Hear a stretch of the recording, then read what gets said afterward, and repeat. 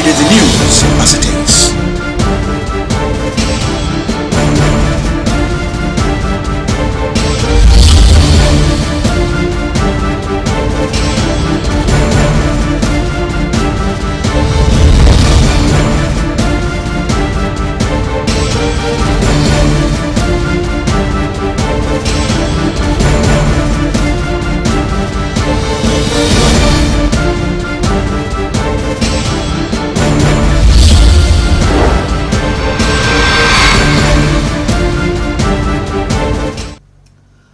On the news at 3, Governor Fubara assures a portion of 2026 budget for rebuilding public schools, addressing shortage of teachers. Vice President Shetima approves the Smart Class initiative to digitally upgrade Nigerian schools, and Super Eagles midfielder Iwobi predicts a win for Nigerian 2025 Africa Cup of Nations starting later this month in Morocco. This is the news at 3. Thank you for joining us. My name is Ibiguni Kalio. Do you love and care about Rivers State and Apis? So let's build and take her to greater heights. It's a task we must accomplish. You can watch our news live on YouTube and Facebook at Rstv Online. You can subscribe and click the notification bell for updates on our live feeds. Now, Rivers State Governor Sir Siminalayi Fubara says his administration will continue to prioritize the rehabilitation of schools and health facilities before embarking on any large-scale employment. Governor Fubara stated this while declaring open the 123rd and 124th combined quarterly meeting of the Rivers State Council of Traditional Rulers in Port Harcourt.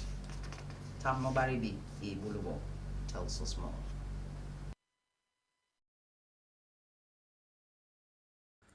Traditional rulers from across Rivers State gathered at the council secretariat for their quarterly meeting, where Governor Siminalayi Fubara restated the direction of his administration. He told them that a major portion of the 2026 budget will focus on rebuilding public schools, providing learning materials, and addressing the long-standing shortage of teachers.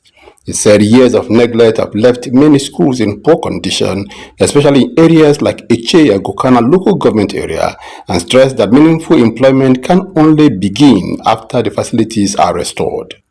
But I can assure everyone, most importantly our traditional rulers, who are closer to these needs of our people. Because in all these local places we are talking about, you are the closest people. You are the one who even provide voluntary teachers. Is it not? We understand that and we appreciate it.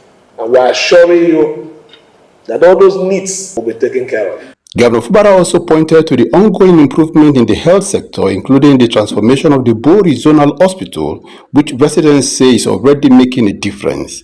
On job creation, Governor Fubara insisted that the recruitment will not be done to please political interest, but strictly based on the actual manpower needs of the state.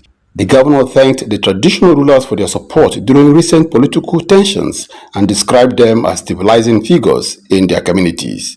He also urged them, especially those in border areas, to work closely with security agencies, warning that the country continues to face unusual security challenges.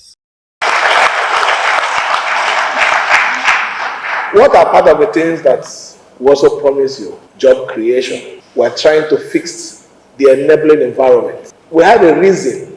A lot of people didn't understand why we had to set what we call Rivers State Investment Promotion Agency.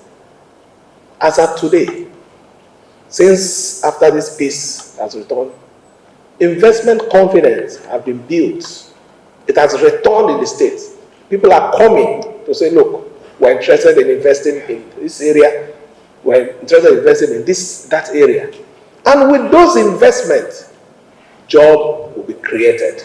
Chairman of the Rivers State Council of Traditional Rulers, His Majesty Ezechike Amadewolu Modu, commended the governor for sustaining engagement with the council and improving stability across the state. Commissioner for Chieftaincy and Community Affairs, Charles Amade, highlighted the crucial role traditional rulers play in managing conflict and maintaining stability within their communities. Tamun Nobarabi Iblubo, Rstv News.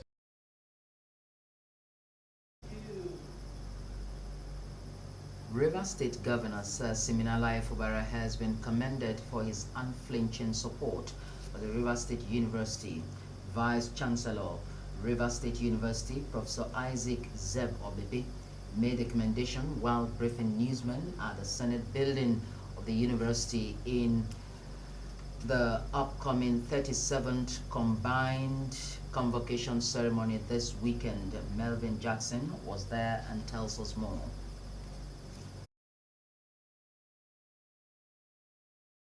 Professor Zeb Obebe, who thanked the state governor for appointing him as the 12th vice chancellor of the prestigious university, said he is grateful to God for the feat achieved in the face of daunting challenges since he assumed office in March this year. The vice chancellor said the institution has improved student performance and success as they will be graduating 13,242 students at the convocation ceremony. He said access to hostels has been made easy for students at the eve of school resumption, and all programs of the university have been accredited by the Nigerian University Commission and other professional bodies. Given the need to properly plan, implement and evaluate staff development, we have put in place a Directorate of Staff Development. Departments and faculties now organize conferences as a regular routine, encouraging research, cross-fertilization of ideas, publication, and a robust academic environment. Speaking on institutional reforms, Professor Zeb Obebe said they have undertaken to ensure that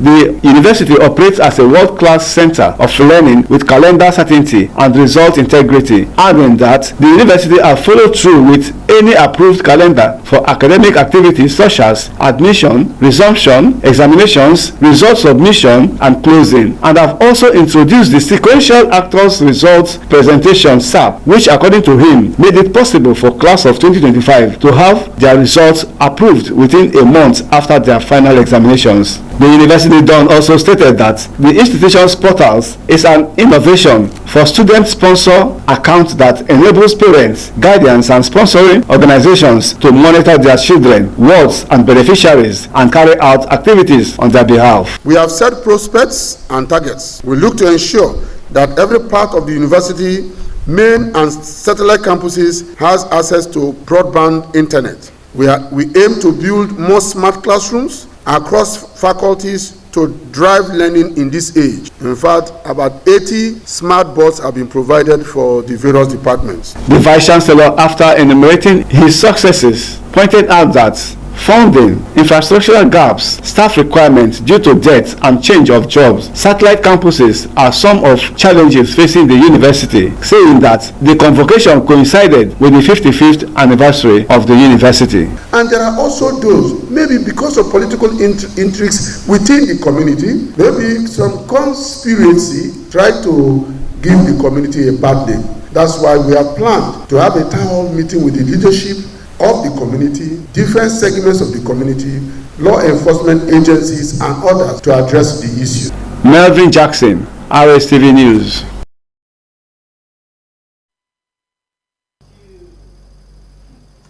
The Council of Ambassadors for Peace of the Universal Peace Builders Association have risen from a Unification Peace Conference and Award event in Port Harcourt with a charge to the public to pursue peace at all times.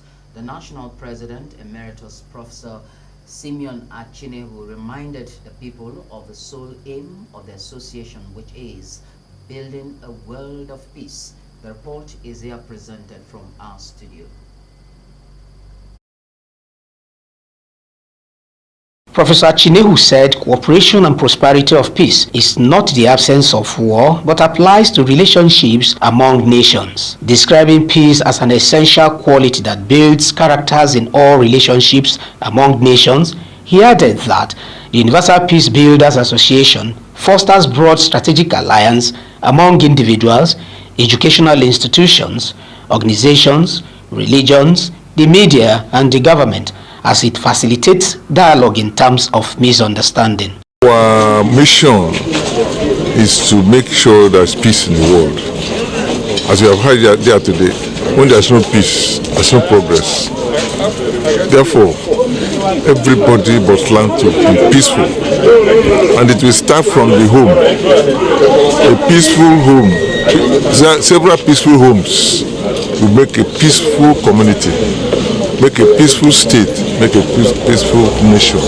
Keynote speakers Chief Judge Thompson Tsekibo and Emeritus Professor Winston Belgam, represented by Friday Oyinje, whose topics were premised on peaceful non-existence, a pathway to sustainable development, said peace is an essential quality that should encompass all relationships, irrespective of religious affiliations. It is only through such a collective effort that we can promote peaceful coexistence and lay the groundwork for sustainable development. But true and lasting peace requires confronting direct structural and cultural violence. Chairman of the Planning Committee, Sir Yoyo Feberesima, and others spoke on the essence of peace in all ramifications of life. So let's take this message of peace to our villages, our communities, our families. Peace is the ultimate in good living. Obiando Madume, Rstv News.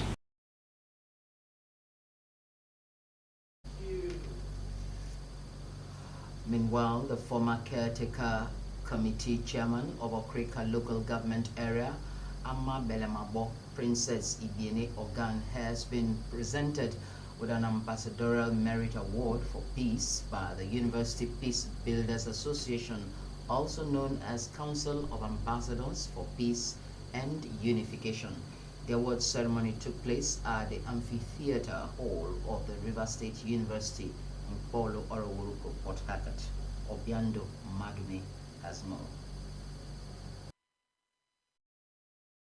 The presentation was performed by the National President, Universal Peace Builders Association, and former Vice Chancellor of River State University, Emeritus Professor Simeon Chitura Chinewu. According to him, the award is in recognition of Ambassador Ogan's contribution towards the development of River State Peace Initiative and re-engineering with focus on youth development and growth, as well as her relentless proactive leadership and selfless service to humanity. Speaking shortly after receiving the award, Ambassador Ibiene Ogan, popularly called Mama Light, expressed her joy in respect to the honor done her, which according to her will further spur her to more greater service both to God and humanity. And I've been part of anything that has to do with peace.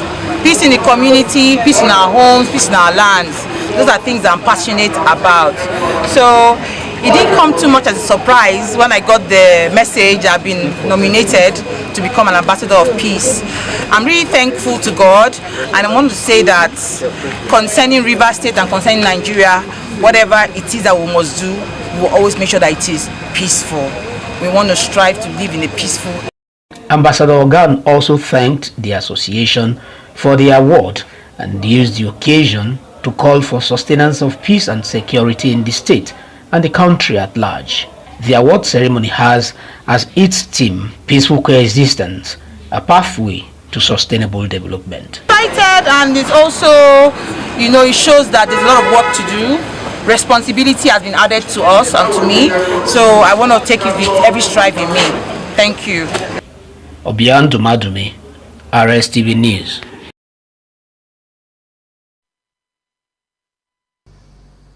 Do you love and care about River State and our peace? Let's build and take her to greater heights. It's a task we must accomplish. You can watch our news live on YouTube and Facebook at Rstv Online. You can as well subscribe and click the notification bell for updates on our live feeds. On the second segment of the bulletin, U.S. Navy Admiral ordered second deadly Venezuela boat strike. Details of this and more in just a moment.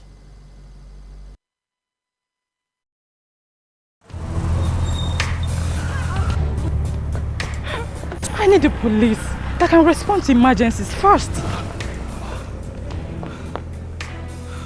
I want the equipment I need to do my job.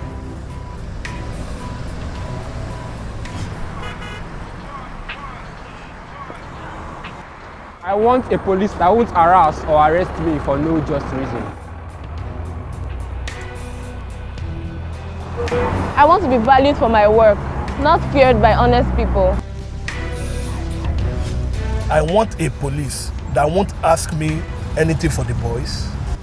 I want a decent salary that is paid on time. If it happen with good laws, Proper funding, training, and cooperation. if it happen, if it happens. If it happen.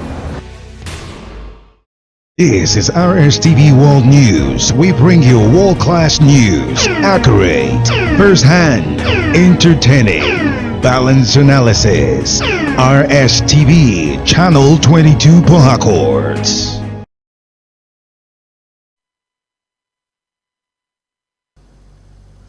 Hundreds of female police officers in Rivers State embarked on a road walk against all forms of gender-based violence in society in commemoration of Nigeria Women Police Act 70. Obiando Madumi takes it from here. The female police officers marched from police headquarters in Mosque Road to police officers' mess at OGR in Port Harcourt, singing, dancing and also sensitizing the public on the dangers of gender-based violence. In an interview with journalists at the sideline of the event, Commander Monitoring Unit and Chief Superintendent of Police, CSP Umana Mary Ekaiti, said the work is aimed at sensitizing members of the public on the consequences of gender-based violence and the need for collective efforts in combating the menace. CPS Ekaiti praised the Inspector General of Police for shifting the narrative of policing, especially concerning women, and emphasized that the entire effort is a dedicated work against gender-based violence. It is our seventh decade. It's 7 decades. That's 70 years anniversary is what we're celebrating today. We have had series of programs. We've had series of programs. We visited the retired officers that had retired. We're even fortunate too in this state where we have 001. The oldest policewoman in Nigerian police. She's here in the States. We equally visited her. So it's really, it's a game changer. Police Public Relations Officer, Rivers State Command, SP Grace Iringe Koku, who described police women as mothers, wives and professionals, thanked the IGP, AIG, Ashatu Baju and CP Olubenga Adepoju for their support in making the event a reality. Other female officers who participated in the work maintained that they are proud being members of Nigeria Police Force. I'm proud to be a policewoman, and I cannot forget that, because a woman police, she is all around. You can see the professionalism, the social life combined together with brain, so we are one in one. Obiando Madumi, Rstv News.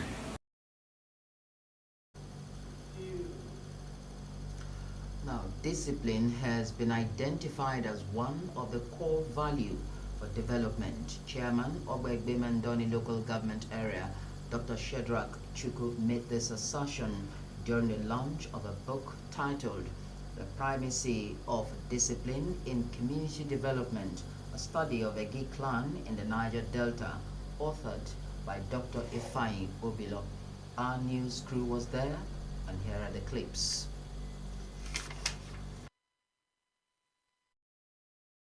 Represented by Dr. Sani Ogide, Dr. Chukwu said, without discipline, no society, no individual or organization can move forward. He commended the author of the book who, according to him, took his time to conduct effective research on the development process of Egi clan using discipline as a parameter to measure the level attained by the people. The council chairman enjoined the people of Egi to imbibe discipline as a virtue as individuals, community or organization to achieve progress in the much talked about development of the clan. Concern about Egi by extrapolation is discussing all by Ibebandon local government, that is the hub of oil and gas in Nigeria. Unveiling the book, former member, Rivers State House of Assembly, Honorable Dr. Christian Ahiakwo, described the development as timely given the prevailing situation in Egi clan and urged the people to see discipline as the main recipe for the actualization of desired goal. He praised the author for painstakingly chronicling those behind the development process of Egi clan and expressed the hope that the book will engender discipline among the people as he recommended it to all. If you lack discipline, there will be crisis in your family. If you lack discipline in your community, there will be crisis. The same thing at the state level. Every strata of human relationship requires discipline. Author of the book, Dr. Ifeanyi Obulo, said he was inspired to write about the primacy of discipline given the precarious situation Ege found itself in leadership, project delivery, and other social activities. Dr. Obulo, who is also the Ochamokbo of Oberland, identified discipline as an enabler to development and recommended it to both leaders and followers alike. Without discipline, there can't be progress, even as to the individual, to the family, and to the community. I've been involved in gay community affairs for quite some years, and I have been worried on the level of development we should have attained if we imbibe the principles of discipline. A detailed citation of the author was read by Chizo Wisdom Dike, while the book was reviewed by Sir Dr. Shedrack Akoloku Mbo of Oberland, Chief Barrister Orisonyere, Sir Blessing Werema, Diezon Hegi, His Majesty Ibe Eresia Eke, Professor Chukuma Ozurumba, Professor Cheta Williams, and Dr. Azubike Singer were among dignitaries who launched the book.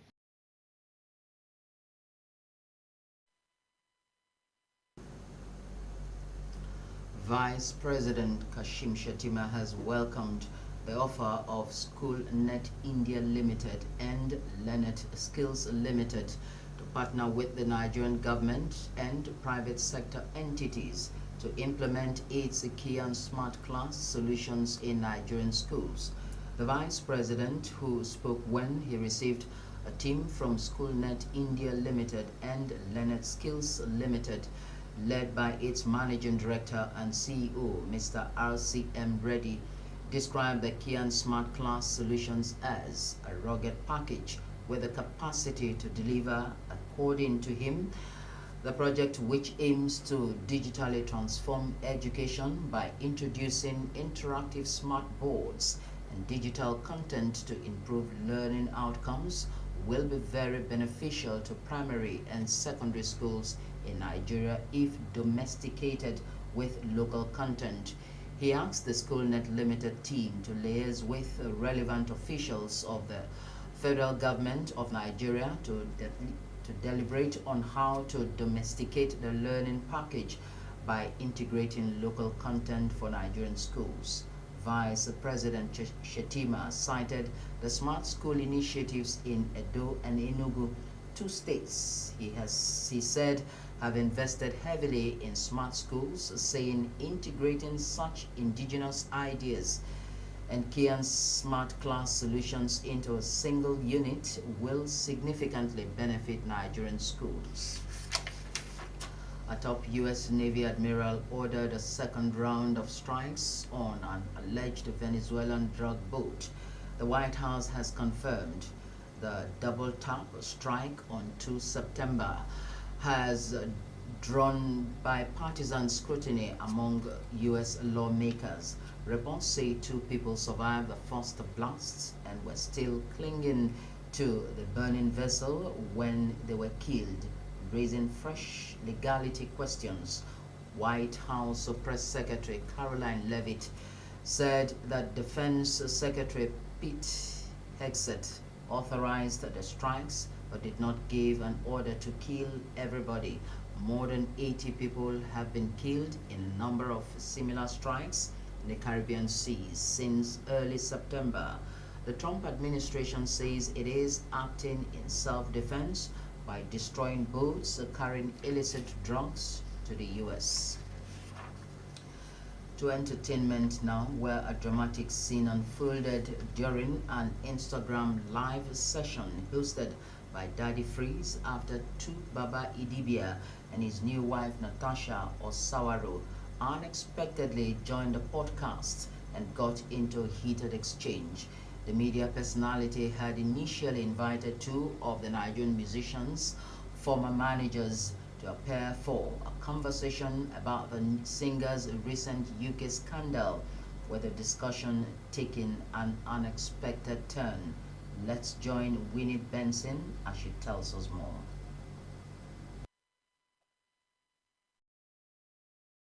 During the discussion, the ex-managers appealed to Nigerians to help Tubaba, claiming that the music icon was not in a good place. They accused Natasha of allegedly having a negative influence on him and working against his progress. The former managers further alleged that the couple had been abusing substances and the new wife had become controlling, even claiming she was violent towards the singer on several occasions. They also alleged that she currently oversees Tubaba's finances. None of these claims have been independently verified, and neither the singer nor Natasha has formally responded to the allegations. A few minutes into the session, Tubaba suddenly joined the Instagram live session, confronting his former manager and attempting to shut down the accusations. The situation quickly escalated and Natasha appeared beside him, leading to a tense back and forth between the two. The live stream became chaotic, with viewers hearing what sounded like a slap in the background. You should see us together.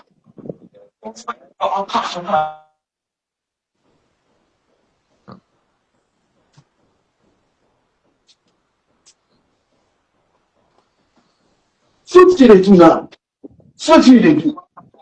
Then I want us that people were inside the commander and make it. Now, you cannot fix. You have to be. What is your problem? Daddy freeze. You don't see him. I said something and they told me, what happened? Daddy freeze, you don't see him.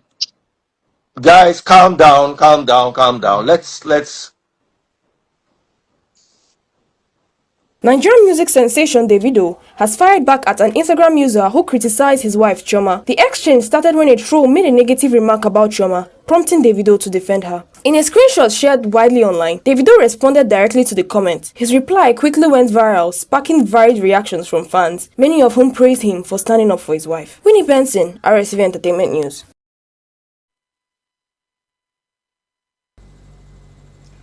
To sports now, where Super Eagles midfielder Alex Iwobi has predicted that Nigeria will win the 2025 Africa Cup of Nations starting later this month in Morocco. The Fulham star made the bold prediction at the Confederation of African Football Diaspora Tour in London, expressing confidence that coach Eric Chile possesses quality players capable of bringing the trophy back home. Humble Divine tells us more. The AFCON 2025 will commence on December 21 and end on January 18 in Morocco. Ivory Coast won the last edition after beating Nigeria 2-1 in the final. Iwobi, who has attended 3 AFCONs, believes the Super Eagles will improve on their runners-up finish from the last tournament. After the first 3 games of the 2027 FIBA World Cup qualifiers, Nigeria's The Tigers are already in a difficult situation with 2 defeats and 1 win, leaving them third in the group with 3 matches left to play in the first phase. It all began with an 88-78 overtime defeat at the hands of host Tunisia last Thursday, before Guinea also secured their first ever win over Nigeria, beating them 69-55 on Saturday. Their only win was recorded in the most recent game against Rwanda. Maurice Udeze's 30 points, the highest by any player at the window, one of the qualifiers. Nigerians beat the Rwandans 55-69 in overtime to end their first win. Unified heavyweight world champion Alexander Usyk has set his sight on former WBC champion Deontay Wilder, naming the American puncher as his preferred opponent in his next bout. Usyk, 38, cemented his legacy in July when he stopped Daniel Dubois at Wembley Stadium, becoming a 2-time undisputed heavyweight champion. Shortly after, he vacated the WBO title, resulting in Britain's Fabio Wadley's being elevated from interim to full champion. Divine Humble, Rstv Sports News.